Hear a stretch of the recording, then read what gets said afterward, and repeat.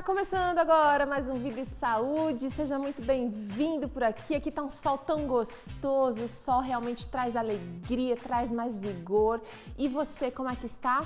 Eu espero que possa estar melhor ainda depois de assistir o programa Vida e Saúde de hoje. Essa semana a gente está falando bastante sobre o cuidado com a higiene, cuidados diários com a boca e problemas que você pode enfrentar se não tiver esses cuidados. Hoje a gente vai discutir um pouquinho os problemas mais comuns, daqui a pouquinho com um especialista.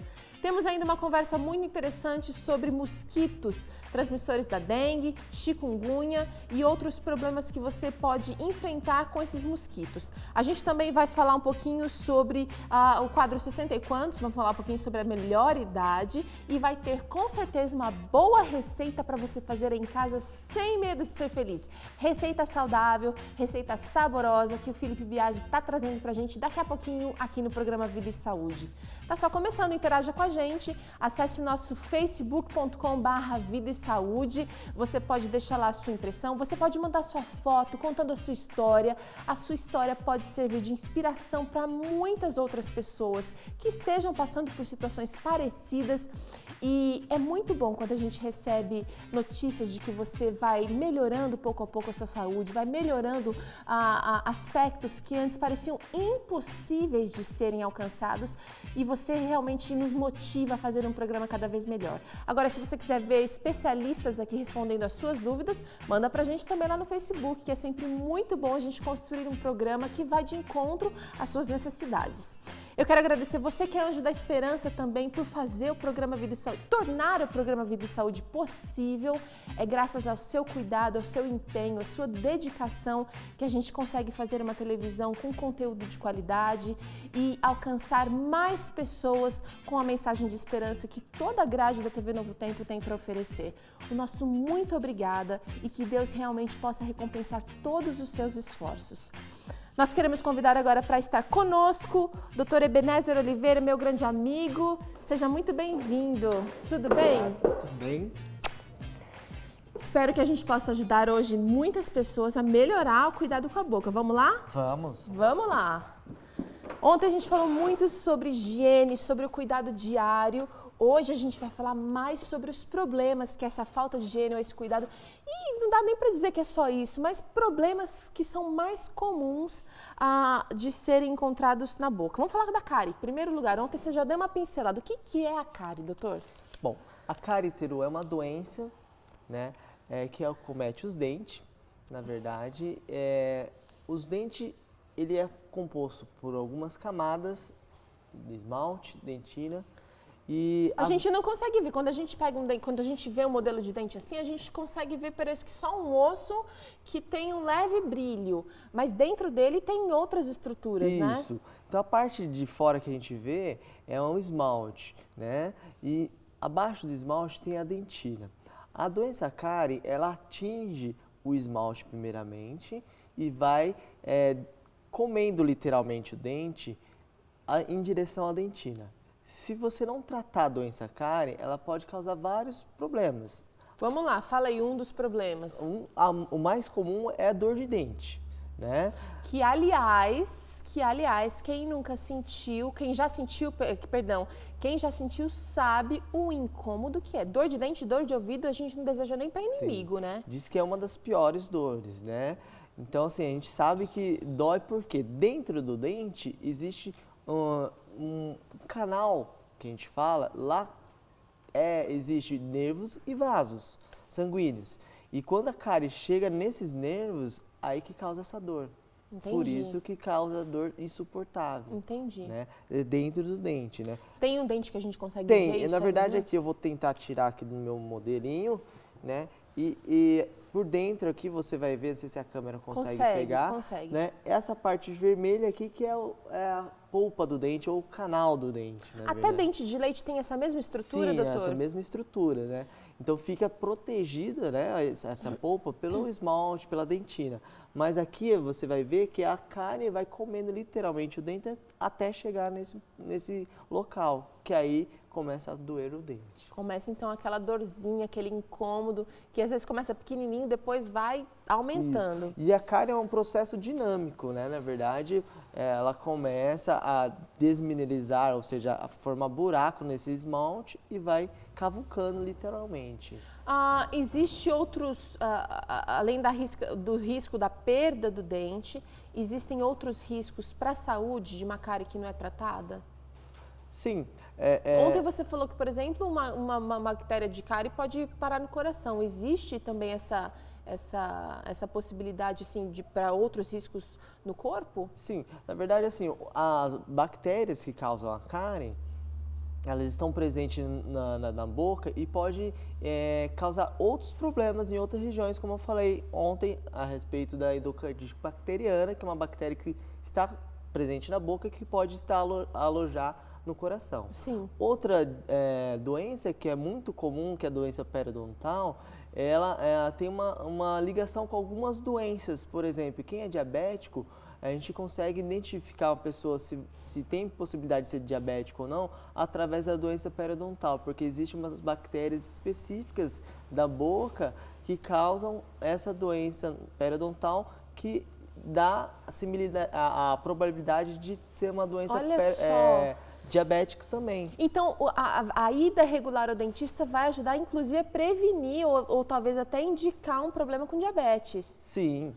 Na verdade, a gente consegue observar isso em doença periodontal muito comum em diabéticos. Né? Vamos voltar um pouquinho às cáries. Eu queria entender se antes da dor, do sintoma dor, que eu acho que é o sintoma mais assim pungente, que vai levar a gente para o dentista rapidinho, se a gente tem como identificar antes dela chegar nessa profundidade. Sim. Dá para ver, como que a gente... Existem alguns sinais e sintomas, né? Por exemplo, você vai sentir sensibilidade a coisas geladas, por exemplo, a coisas doces, né? Isso são alguns sinais e sintomas que tem algum problema no seu dente. Tá. Né? Sensibilidade a doce, sensibilidade às coisas geladas ou quente, isso quer dizer que tem algum problema, doença, cárie pode estar instalado no seu dente. Não necessariamente cárie, mas é bom verificar. É bom verificar. Tá. Né? No dentista ele faz um diagnóstico, vai ver lá se é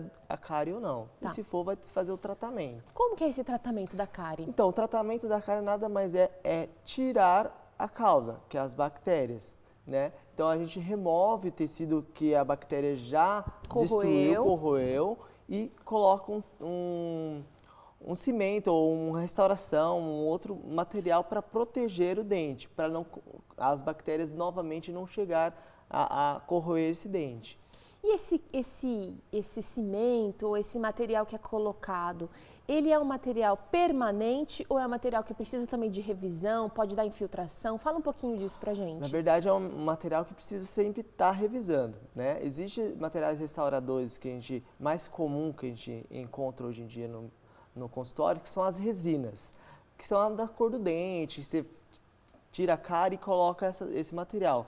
Esse material, ele tem que ser periodicamente revisado, porque pode dar infiltração. As bactérias podem entrar entre o material restaurador e o dente e fazer novamente o processo de cárie. Hoje em dia, a gente sempre quer esse que deixa com um aspecto mais natural, né? Esse mais da cor do dente e tal.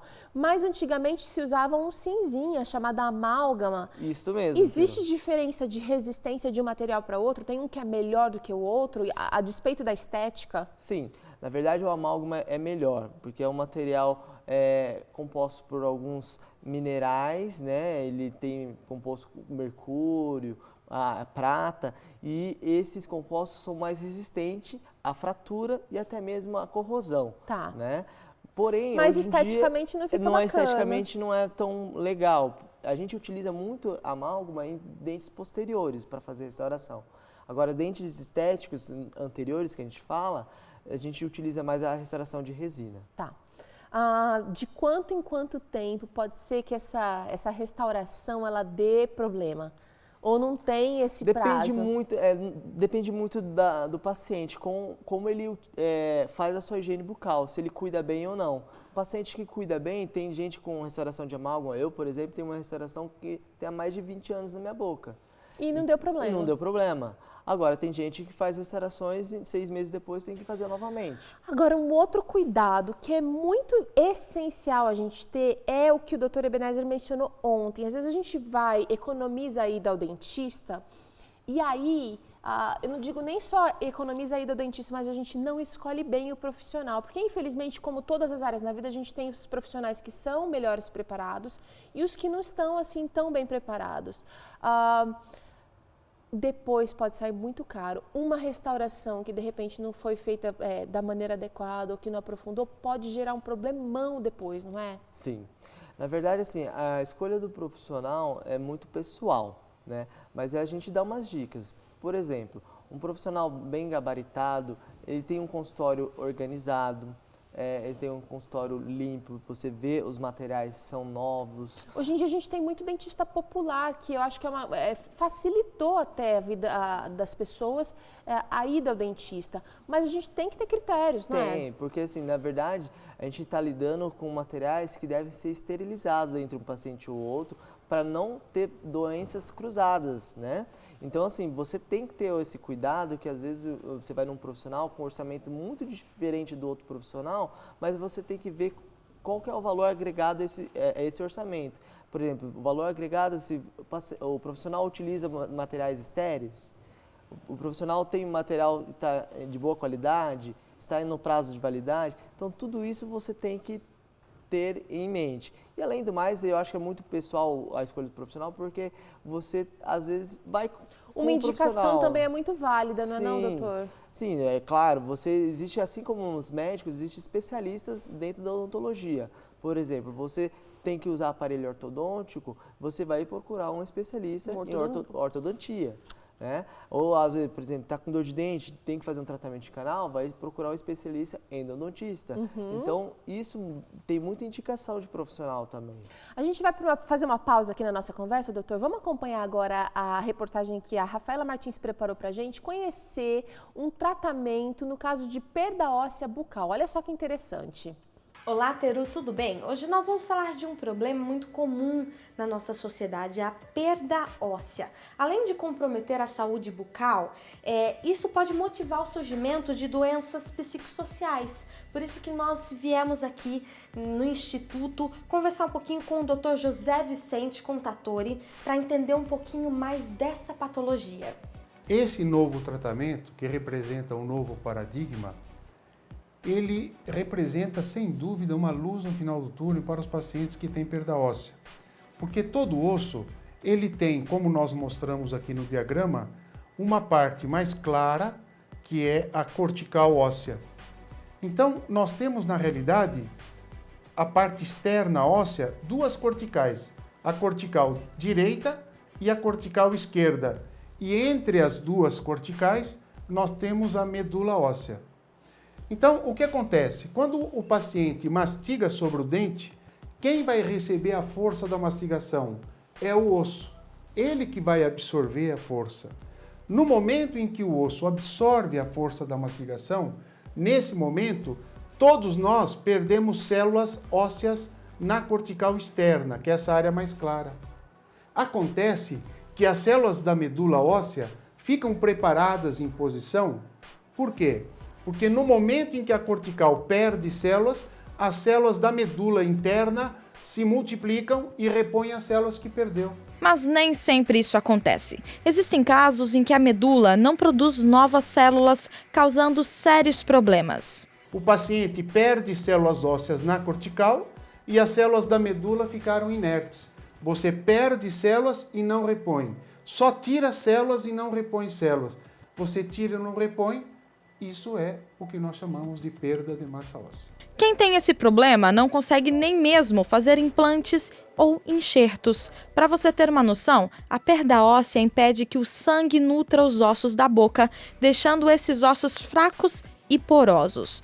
Para solucionar esse problema, o processo de regeneração óssea é muito necessário. Então, o tratamento da perda óssea, você consegue repor novas células, isto é, ativando as células da medula que estavam inertes e começa a revascularizar esse suporte ósseo, que antigamente tinha 30% em média de circulação de sangue, agora é um osso que tem 100% de circulação de sangue.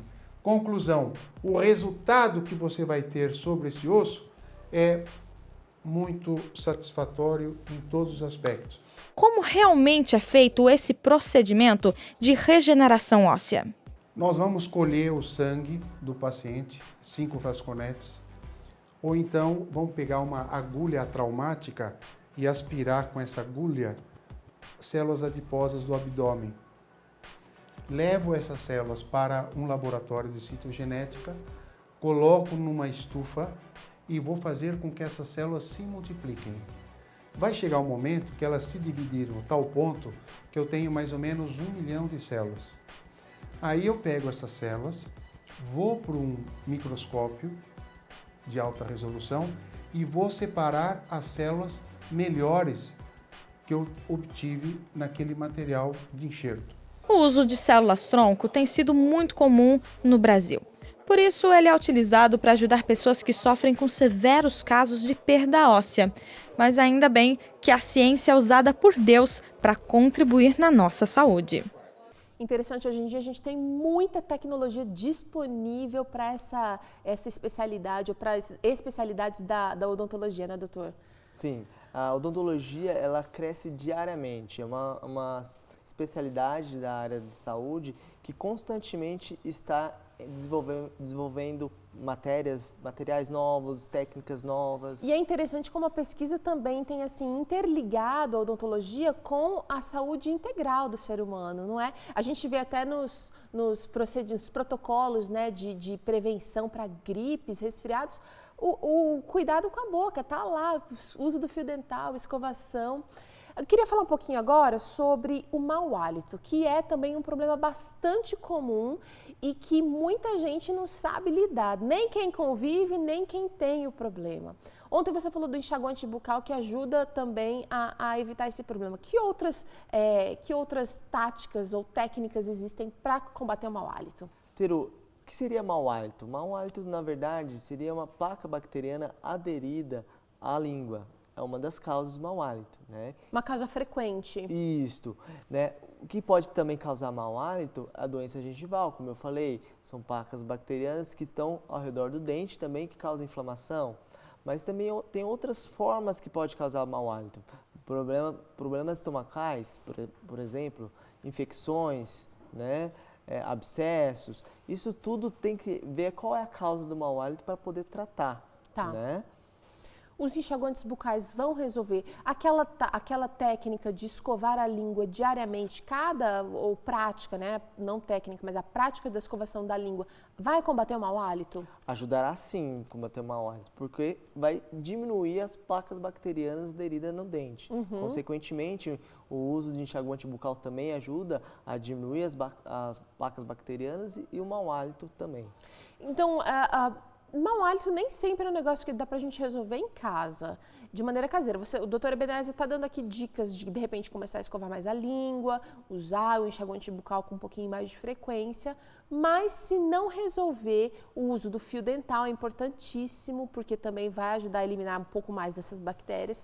Se não resolver, procurar o especialista. Isso, porque como eu falei, pode ser outras causas que causam o mau hálito. Pode ser um problema estomacal, por exemplo, uma infecção em outro local, que a gente recomenda procurar um especialista da área. Tá, vamos conhecer agora um outro problema que tem um nome bastante interessante, chamado xerostomia, ou a famosa boca seca. O que é? Na verdade, boca seca é uma síndrome no qual as glândulas salivares, ela produz pouca saliva, né? A saliva tem uma função? Sim, a saliva ela protege os dentes. Na verdade, a saliva ela ajuda a diminuir a acidez da boca, né? Consequentemente diminuir a lesão cárie, né? E além disso, na própria saliva existe alguns anticorpos também. Olha só! Alguns anticorpos que ajudam a combater outras doenças na boca e no organismo. Na mastigação ela tem sua função também. Sim, ela lubrifica também os alimentos, né? Como eu falei, no início da digestão começa na boca. Então, ela consegue a lubrificação dos alimentos para ter uma boa digestão. E o que causa essa famosa boca seca? Então, a boca seca ou a xerostomia pode ser causada por alguns fatores exteriores, tá? Por exemplo, medicamentos podem causar xerostomia. Tratamentos quimioterápicos, como por exemplo tratamento para câncer, pode também causar xerostomia à boca seca, né? Geralmente, alguma doença que causa a diminuição da saliva pode causar a boca seca. Por exemplo, a síndrome de Sjögren, que é uma síndrome que causa diminuição da saliva, que ataca as glândulas salivares, as glândulas lacrimais também, causam a xerostomia. Mas aí acontece uma diminuição da produção da saliva, ou a saliva é produzida, mas não é liberada, e ela fica, de repente, presa na glândula? Ou pode acontecer as duas coisas? Pode acontecer duas coisas, mas geralmente a xerostomia é a diminuição da produção da saliva, isso. Tá. Mas quando você prende a saliva não consegue sair pelo ducto, aí existe uma lesão que geralmente obstrui esse ducto, né? Que a gente, se for na região embaixo da língua, que tem uma glândula muito importante embaixo da língua. Que é aquela famosa água na boca que a gente sente, né? Quando vê um alimento. Isso, a glândula submandibular, ela causa rânula, a doença chama rânula, que é uma lesão que o ducto de onde sai a saliva é literalmente obliterado. E aí começa a crescer uma lesão enorme embaixo da língua. Porque está acumulando líquido, mas não está sendo liberado. Isso. E dá para corrigir de que maneira? Dá para estimular essa produção de saliva ou não? É necessário, de repente, o uso de outros artifícios? Sim, dá para estimular, sim, a produção de saliva através de medicamentos, através de mascar chiclete sem açúcar, né, por exemplo. Para estimular a produção? Para estimular a produção, porque a saliva é produzida em maior quantidade quando você está se alimentando, mastigando, né, digamos assim. E ela produz mais saliva, porque o cérebro fala, olha, você está ingerindo... Vai receber alimento. Ingerindo alimento, você precisa produzir mais saliva para poder começar a digestão. Porque, como eu falei, a saliva existe algumas proteínas nas salivas que começam a degradar o alimento já na boca. Tá. Né? E quem não tem esse problema da xerostomia, mascar chiclete vai ser prejudicial? Porque vai produzir mais saliva também. Olha, tudo em excesso eu acho que tem seu prejuízo. Seu prejuízo. Tá. Eu não vou falar aqui para você que não é para mascar chiclete. Eu acho que o chiclete tem uma função, como eu acabei de falar, pessoas que têm problemas de produção de saliva, né? Mas a gente recomenda o chiclete sem açúcar. Por que os chicletes sem açúcar? Logo no último programa a gente falou um pouco sobre a cárie. E o açúcar, né, é um produto que é um vilão que vai a bactéria se alimentar do açúcar para poder causar a acidez e a cárie na boca. Bom, então, olha, a gente vai fazer um rápido intervalo aqui. Daqui a pouquinho a gente volta com o Dr. Ebenezer falando um pouquinho de outros dois problemas muito comuns, placa e tártaro, logo depois do intervalo.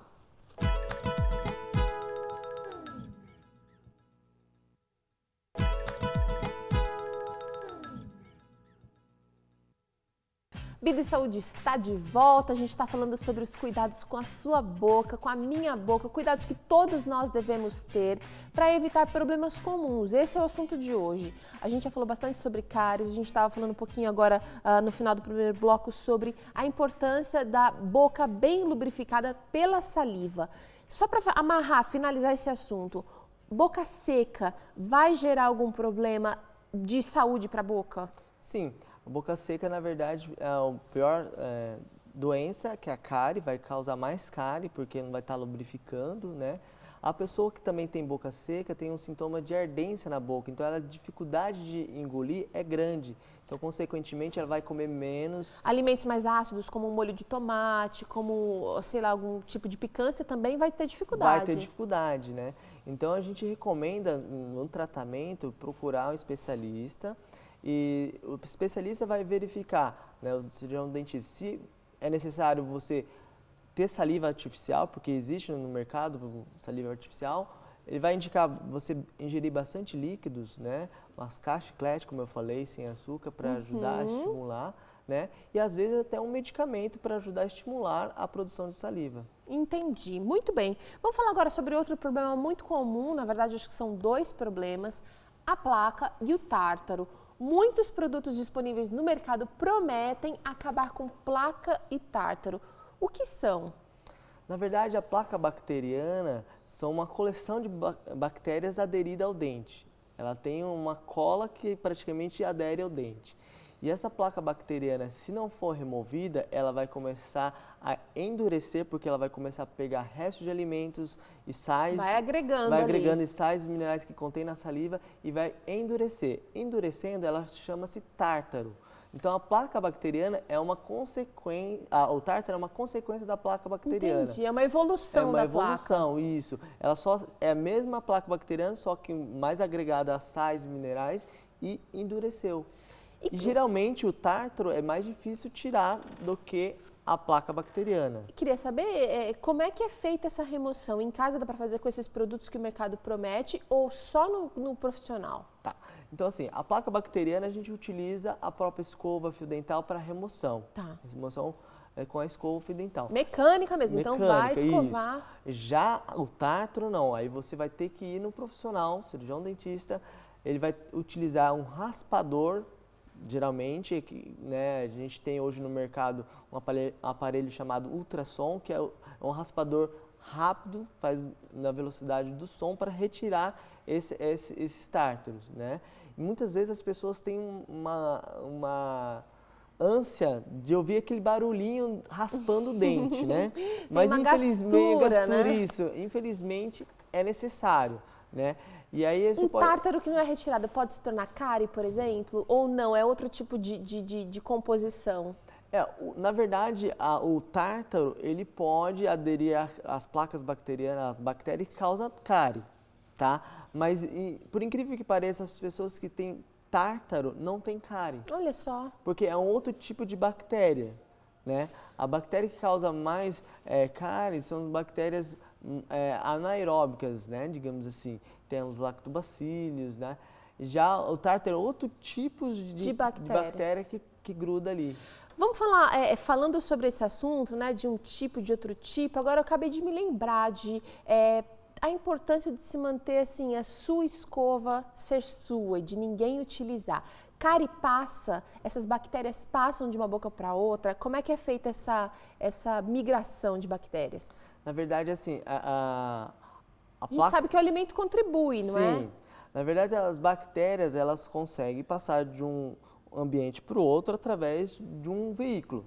Por exemplo, a escova, ela está contaminada com as bactérias da sua boca. Se a outra pessoa utilizar, logicamente as bactérias que estavam na sua boca vão para essa outra pessoa. Então, por isso a gente evita compartilhar. Passa no beijo também, então. Passa também, né? Mas isso não quer dizer que vai causar cárie, porque a placa bacteriana, as bactérias que causam cárie são específicas, né?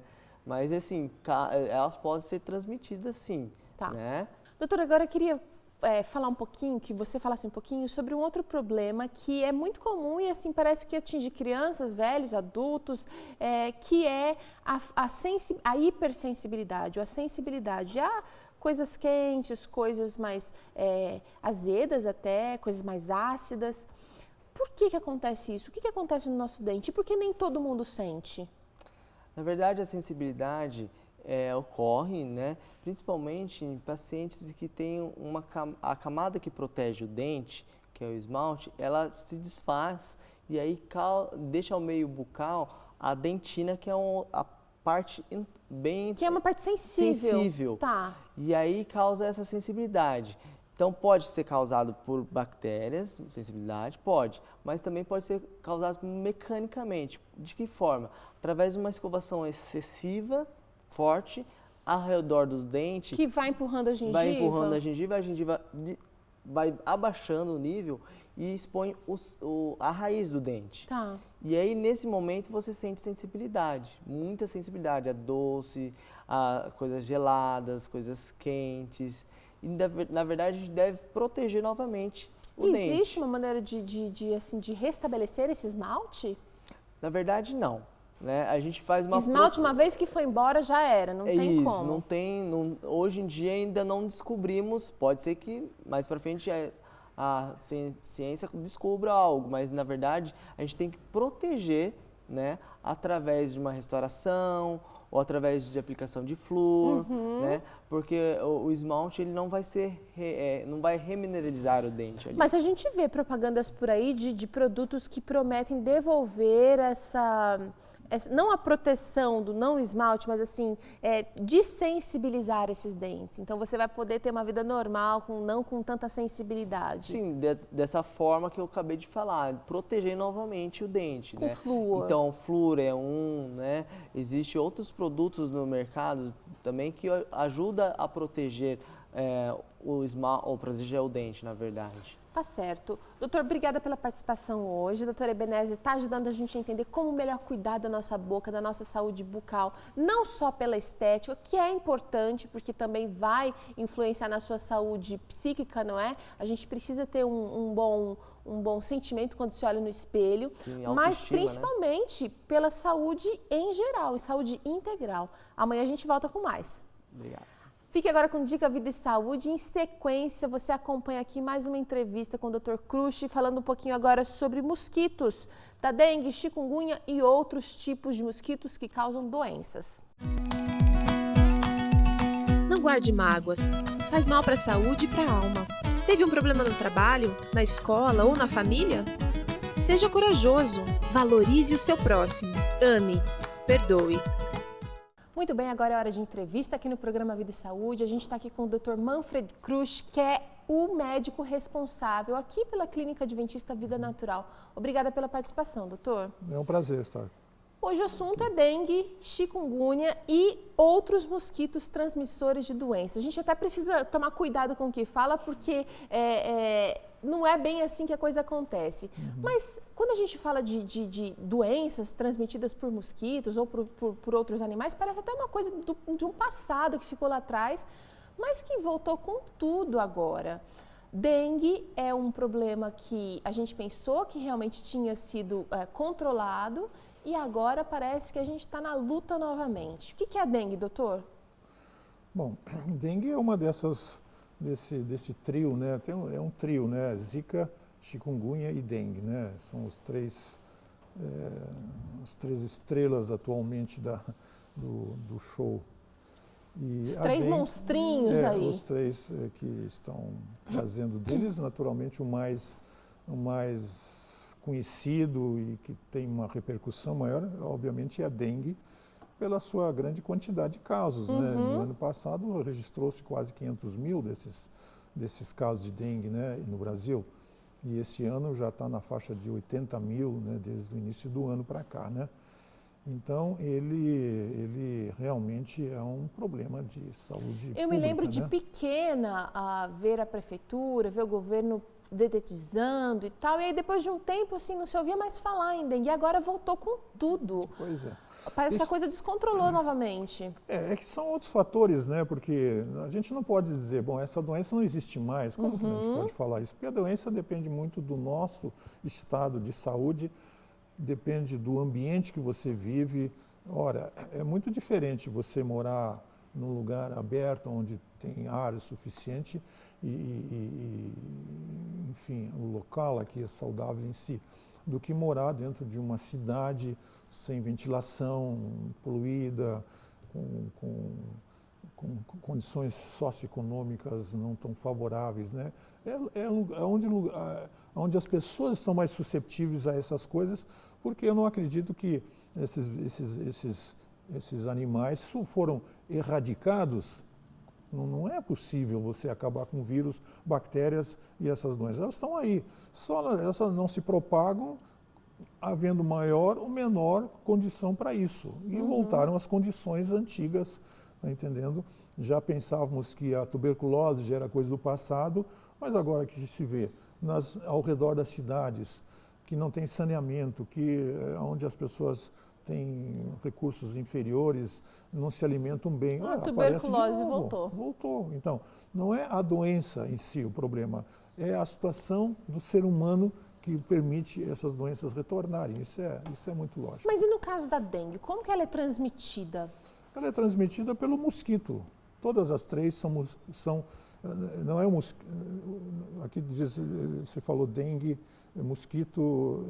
O mosquito da dengue. É o mosquitozinho, né? Ele tem um mosquitinho que é chamado Aedes aegypti, que é um mosquito comum, pretinho, rajadinho, com pintinhas branquinhas, né? Muito bonitinho, por sinal. Mas ele é o transmissor, é interessante. Se você está com... Alguém tem que estar com o problema, né? Com o vírus. Com algum ser humano. Ok. Onde ele vai lá e pica e aquele sangue traz os vírusinhos. Ele, na verdade, vai transportar.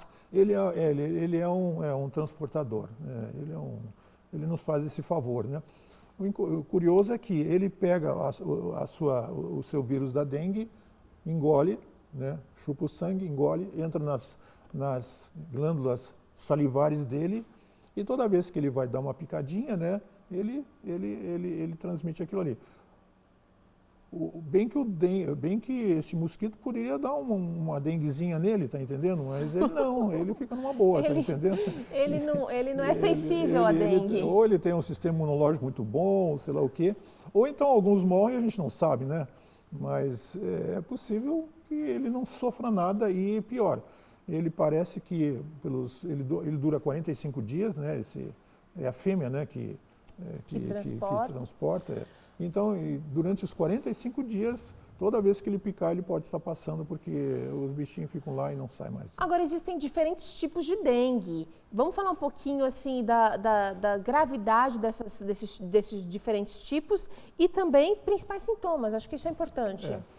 Bom, a dengue tem 4 tipos, 4 chamados sorotipos, né? Uns são mais intensos um pouco, uns se relacionam um pouco mais com gravidade, né? O tipo 2, tipo 3, que poderia também trazer mais alguns problemas, tipo dengue hemorrágica, né? Que é o que se teme, na realidade, na dengue se teme a hemorragia e o estado de choque que pode seguir, né, a uma situação dessa, né? Mas nós não podemos fazer muita coisa com relação a eles, está entendendo? Porque eu não posso escolher o tipo de dengue que a gente vai adquirir. Será que eu peguei 1, ou 2, ou 3, ou 4? Né? Isso aí é uma questão mais acadêmica. Né? Tem alguma relação com vacinação? As vacinas que existem protegem, não 100%, né? Mas em torno de 66% as pessoas, né? E essas que são um pouquinho mais agressivas, a proteção é um pouquinho menor, né? Mas isso aí é uma loteria, né? Qual que eu vou pegar? Mas eu acredito que ainda tem muito a ver com o estado de cada um, tá certo? Quer dizer, se você está bem, você fica com sintomas de uma dengue ou de uma das variantes menos agressivas, mas eu acho que se eu pego uma menos agressiva, mas estou muito mal, ela também vai me trazer problemas. Obviamente, estou mais vulnerável. Entendi. Agora, a chikungunya, qual a diferença básica entre ela e a dengue? Bom, ela é transmitida pelo mesmo mosquitinho, né? Esse Aegypti, né? Aedes aegypti, e ela traz sintomas semelhantes à dengue. Né? A dengue, todo mundo sabe, né? Febre, dor nos olhos. Dor nos olhos, dor de cabeça, dor retroocular, um pouco de tosse, mal-estar, prostração. Dor no corpo. E muita dor, né? A pessoa sente bem, né? Parece que os ossos podem estar sendo triturados, né? É uma situação. E ela tem uma característica de aparecerem manchas pela pele. E se for uma coisa mais grave, poderá aparecer manchas de sangue, tá entendendo? Que aí está indo para o lado da hemorragia, né? Ou então sangramento nasal, sangramento intestinal, né? Quando chega nesse ponto aí, ela se torna realmente mais crítica, né? O atendimento tem que ser hospitalar para fazer, né, o acompanhamento. Ela não tem uma medicação específica, né? Não tem. Tem os remédios que tem que ser dado pelas complicações que ela vai nos trazer, né? E então a chikungunya não é bem tudo isso, tá entendendo? Ela não tem essas complicações tão sérias. Ela se manifesta mais por dores nas articulações. Ela surgiu na Tailândia pela primeira vez, em 1970, e o pessoal começou a perceber que as pessoas tinham tantas dores que eles andavam meio curvados. Então, chikungunya em tailandês significa andar curvado. Aí esse nome esquisito aí, né? Que quando apareceu, eu digo, putz, mas... Agora, o senhor mencionou uma coisa interessante aqui. Não existe um medicamento para tratar a dengue. Na verdade, é feito um controle ali dos sintomas para realmente tentar, não sei se controlar os sintomas. Amenizar os sintomas. Uhum. Mas não vai fortalecer o sistema imunológico naquele momento. Não tem nenhum. Na verdade, é difícil ter um remédio que fortaleça o sistema imunológico, né? Todos eles tendem a baixar o sistema imunológico de uma maneira geral. Então, inclusive, você tem que evitar. Então, isso por outro lado, muitos medicamentos vêm lá em caso de dengue ou em caso de desconfiança de dengue, evitar tomar tal medicamento. Por quê? Tem medicamento que pode piorar? Pois é. Existe que se usa comumente a aspirina, né? O ácido acetil salicílico, nimesulide, né? E outros anti-inflamatórios. Por quê? Porque eles aumentam a tendência de sangramento. Então, a aspirina, por exemplo, se você tiver algum lugar que tenha facilidade para sangrar, vai aumentar, né? Porque eles são usados justamente, né, principalmente em cardiologia, para evitar a formação de trombos e para dissolver e sangrar. Então, se tem uma úlcera, você não pode usar.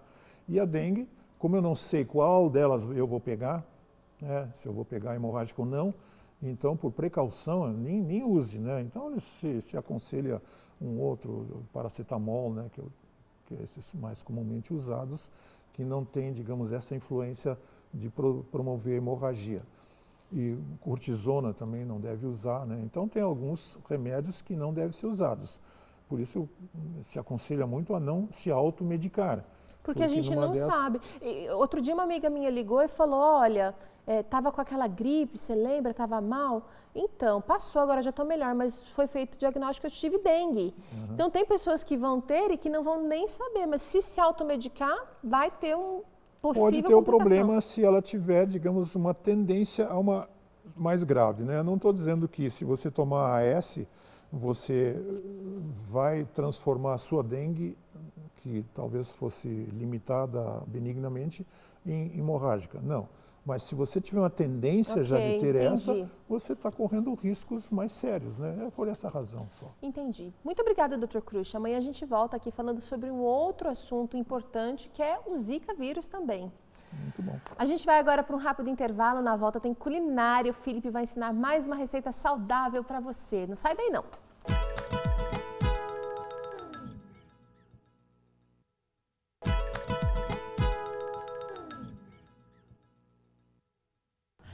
Muito bem, hora da culinária aqui no Vida e Saúde. Tudo bem com você, chefe? Tudo ótimo, Teiro, graças a Deus. Vai ficar melhor ainda depois dessa receita, eu espero. Creme de cebola, mas de uma maneira nunca vista antes aqui no Vida e Saúde. Dá pra mostrar, Edinho? Olha aí. Tá quase um purezinho de cebola. Teiro, e essa eu vou te falar que eu gostei muito. Aprovo e indico. Então tá bom. O que você vai usar para essa receita, Felipe? Olha, eu vou usar de ingredientes, pessoal, anotem aí em casa. Eu vou usar alho, de 2 a 3 dentes de alho. Vou usar 1/4 de couve-flor. Vou usar 3 unidades de palmito. Ok? Só 3 unidades de palmito. Palmitões. Vou usar 1 cará e 2 cebolas. Para o tempero, eu vou usar louro, sal e azeite. Só tudo isso? Só tudo isso.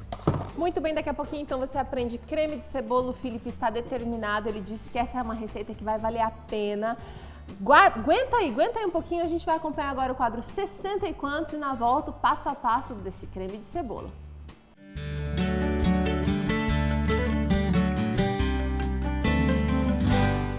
Olá, meu nome é Brian e eu sou professor de Inclusão Digital e hoje eu vou estar falando um pouquinho sobre a importância da inclusão digital na terceira idade e seus benefícios também. E bom, muitos idosos me procuram falando que eu tenho um trauma, o computador é uma coisa muito difícil de se aprender, mas na verdade não é, porque o idoso ele tem um jeito de aprender diferenciado do jovem. O jovem hoje ele já nasce sabendo já de tecnologia, enquanto o idoso é tudo novo para ele. Há 20 anos atrás ele não sabia de nada disso. Eles têm muitos traumas devido a tentativas frustradas, porque muitas vezes eles recorrem primeiro aos sobrinhos, aos netos, aos filhos, mas muitos deles a vida é tão corrida que eles não têm paciência de explicar 1, 2, 3 vezes a mesma coisa para eles, porque o idoso funciona de um pensamento, ele funciona diferenciado. O idoso, ele necessita de explicações mais devagares, repetitivas, e isso estimula a memória. E bom, eu acredito que é muito importante o idoso estar se modernizando, ele está mudando o pensamento dele. Porque se o idoso ele não busca aprender mais, ele vai estacionar, ele se sente isolado do mundo, ele não vai entender o que está acontecendo, o que é um celular, como que funciona um celular, redes sociais. Essa é a maior dúvida deles. E muitas vezes eles querem ver álbuns, ver como a família está, e não existem mais álbuns de foto. Hoje em dia tudo é digital, estamos numa era digital. Então eles me procuram para falar como que eu posso entrar no Facebook, como que eu posso entrar numa outra rede social, eu não sei, eu quero aprender. Então aqui nós desenvolvemos neles esse trabalho e também os benefícios que a inclusão digital traz para eles é estímulo da memória, porque ele vai ter que fazer comandos repetitivos todos os dias e isso acaba que ele vai estimulando mais o querer o conhecimento, querer mais. Também temos a autoestima, o idoso ele se sente mais a par do que está acontecendo. O idoso vai saber, quando tiver uma conversa no, por exemplo, grupo de família. Antigamente ele fala, que grupo de família, o que é isso? Mas depois de ele aprender a mexer numa rede social, ele vai começar a entender mais a linguagem do jovem, mais a linguagem dos filhos. Eu gostaria de concluir com um pensamento muito interessante de Albert Einstein, que se aplica nos dias atuais e também para todos os idosos que estão me assistindo.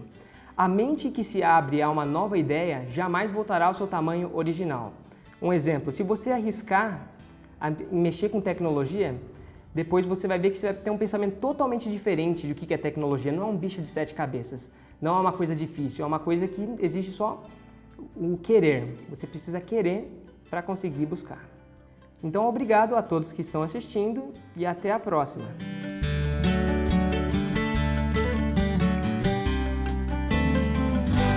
Muito bem, agora a gente parte para a culinária, a execução dessa receita. O Felipe está ensinando para a gente hoje creme de cebola, mas com outros ingredientes aqui bem diferentes e que a gente normalmente não pensa em combiná-los entre si. Verdade. Cará com palmito, com couve-flor, nunca passou pela minha cabeça. Então, uma coisa nova. Mas pode ser que dê certo. Que dê certo. Vamos lá. E olha, tudo isso para formar um creme gostoso, que tenha um sabor diferente. Então, olha que legal. Primeiramente, Pedro, eu vou trabalhar com o nosso cará. Olha só, eu vou partir ele ao meio e vou descascá-lo. Tem gente que gosta de descascar ele assim, Pedro. Faz um corte embaixo e passa só a faca assim, tirando então a casquinha dele. Pelinha. Isso. Deixa eu ver se eu pego uma... Tem fatiador ali, tem descascador ali. Opa, então vamos com ele mesmo. Isso.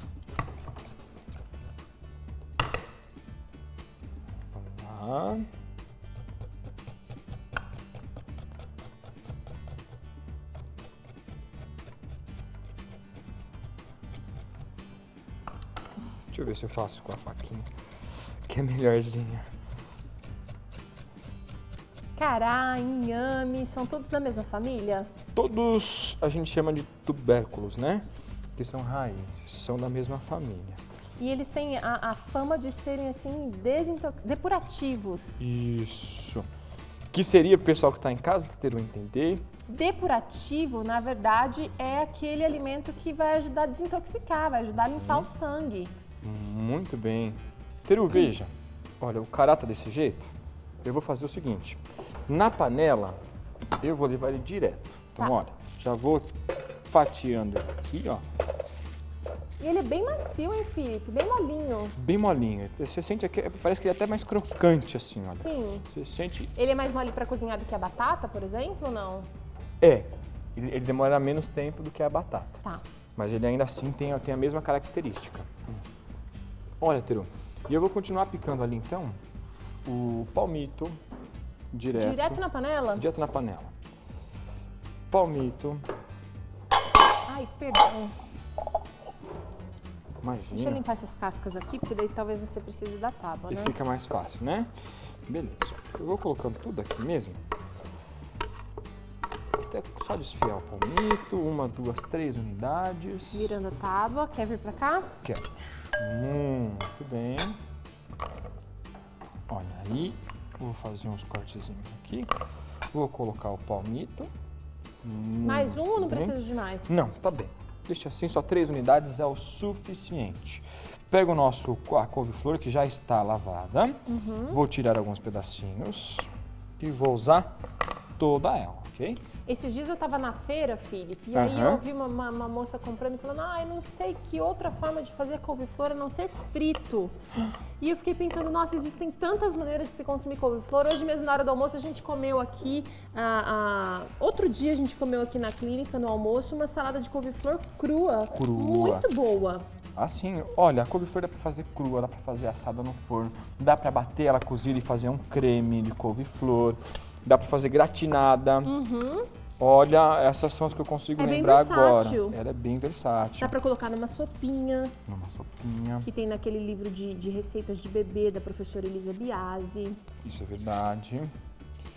Olha, eu comi couve-flor já de muitas maneiras.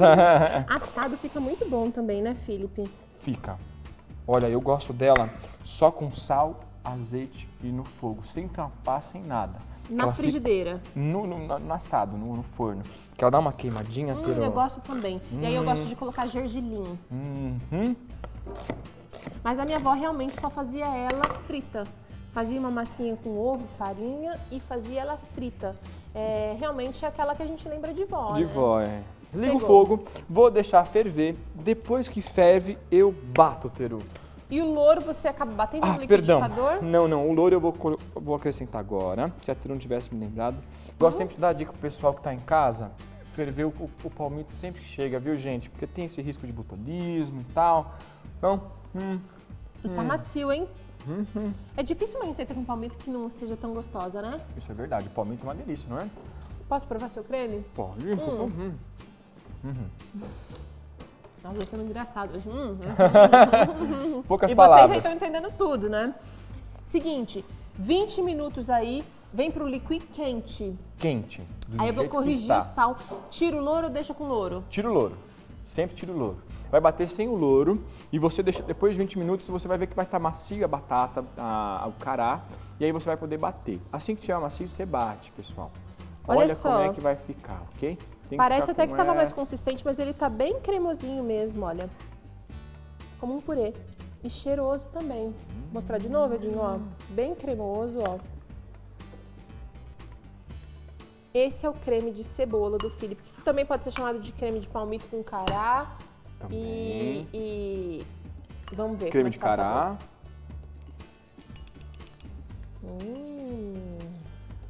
Bom demais, gente. Aquela comidinha de aconchego. Para de comer o palmito. Aquela comidinha de aconchego. Faz cara ainda de bobo. Aquela comidinha de aconchego, aquela comidinha bem de vó mesmo, super saboroso. Agora, seguinte, se você não conta o que tem de ingrediente, jamais você adivinha. A mistura ficou bem equilibrada, bem feita aqui essa mistura. Mas se prestar atenção, você sentiu a couve-flor? Sente o cará? Não. Mas sente muita saúde. Eu diria que tem batata aqui, mas não cará. Pessoal, faça em casa e você vai transformar a sua opinião. Muito bem. Você faz, manda foto da sua receita, como é que saiu aí. Vida e Saúde vai se encerrando aqui. Amanhã a gente volta com muito mais dicas e informações que podem trazer mais qualidade, que podem te ajudar a viver o plano do Criador para a sua vida. Seja persistente, seja consistente. Às vezes não dá certo na primeira, mas na segunda ou na terceira você tem chance. O importante é tentar e não desistir, tá bom? Um abraço e até o próximo Vida e Saúde. Tchau!